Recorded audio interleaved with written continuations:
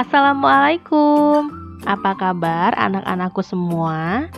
Ibu harap kalian dalam keadaan sehat dan baik semuanya ya, Nak. Alhamdulillah, hari ini kita bisa bertemu lagi. Pada kesempatan kali ini, Ibu akan membahas materi mengenai dampak dari menyontek. Tujuan pembelajaran kali ini adalah agar kalian mengetahui definisi menyontek, mengetahui jenis perbuatan menyontek, mengetahui dampak dari menyontek, dan mencegah diri dari perilaku menyontek dalam kehidupan sehari-hari. Siapa di antara kalian yang pernah menyontek? Apa yang kalian rasakan saat kalian menyontek? Takut, deg-degan, atau merasa bersalah? Apa yang kalian rasakan setelah kalian menyontek? Menyesal. Dan bagaimana rasanya ketika kalian mendapatkan nilai baik hasil dari menyontek? Senang, malu, atau merasa bersalah pada diri sendiri karena tidak jujur? Menyontek menurut KBBI adalah mengutip tulisan dan sebagainya sebagaimana aslinya atau menjiplak. Sedangkan menurut Bauer, menyontek adalah perbuatan yang menggunakan cara-cara yang tidak sah untuk tujuan mendapatkan keberhasilan akademis atau menghindari kegagalan akademis. Dapat kita simpulkan bahwa menyontek adalah cara-cara yang sebenarnya tidak boleh dilakukan untuk mendapatkan prestasi akademis seperti nilai yang bagus.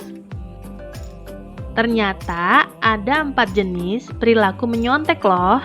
Jika kalian melakukan salah satu di antaranya, berarti kalian sudah melakukan tindakan menyontek ya, Nak. 1. Social active, yaitu saat kalian mengambil dan meminta jawaban dari orang lain. Kedua, social passive, yaitu saat kalian memberikan contekan. Ketiga, individual opportunistic, yaitu ketika kalian melakukan kegiatan menyontek dengan tiba-tiba dan tidak merencanakan sebelumnya. Contohnya, saat kalian mengerjakan soal ujian, kalian tiba-tiba membuka buku atau menggunakan internet handphone untuk mencari jawaban. Keempat, independent planned, yaitu ketika kalian dengan sengaja dan sadar merencanakan atau melakukan sendiri kegiatan menyontek.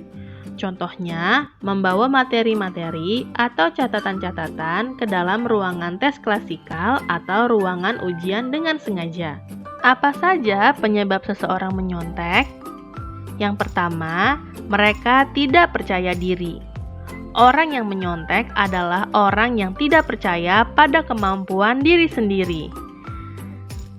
Mereka tidak percaya bahwa dirinya mampu menyelesaikan soal dengan baik. Yang kedua, malas dan mau mendapatkan hasil dengan baik dan cepat. Lalu, apa sih dampaknya kalau kita menyontek? 1. Kalau kita menyontek, kita akan tidak merasa bersalah saat melakukan kecurangan. Serem ya anak-anak, bagaimana jadinya kalau kita sampai mati rasa saat kita melakukan kesalahan? Yang kedua, tidak mau berusaha sendiri dan selalu mengandalkan orang lain. Ketiga, orang yang terbiasa menyontek semakin tidak percaya diri akan kemampuan diri sendiri. Keempat, mereka yang menyontek akan malas belajar. Mereka tidak akan mempunyai motivasi belajar yang tinggi dan akan mengandalkan contekan ketika menghadapi ujian. Kelima, tidak menguasai ilmu meski nilai bagus.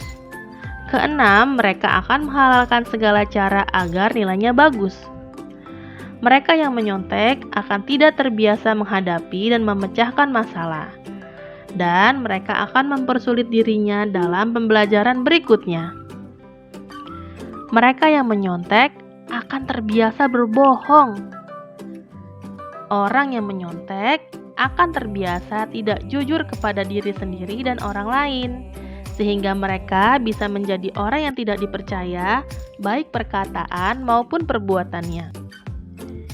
Ingat, satu kebohongan akan diikuti kebohongan-kebohongan yang lain. Jadi, jangan mulai suatu kebohongan. Lalu, bagaimana ya caranya mencegah diri kita dari menyontek? 1. Niat. Niatkan dengan teguh dalam hatimu bahwa kamu akan jujur saat ujian atau mengerjakan tugas. Kedua, tanamkan dalam pikiran kalian bahwa nilai yang kalian dapatkan akan kalian pertanggungjawabkan. Ketiga, persiapkan diri dengan baik sebelum ujian dilakukan. Jangan terpengaruh ajakan teman yang tidak baik untuk menyontek. Jauhkan semua barang-barang yang bisa menarikmu untuk menyontek. Hargailah dirimu dengan percaya pada kemampuanmu.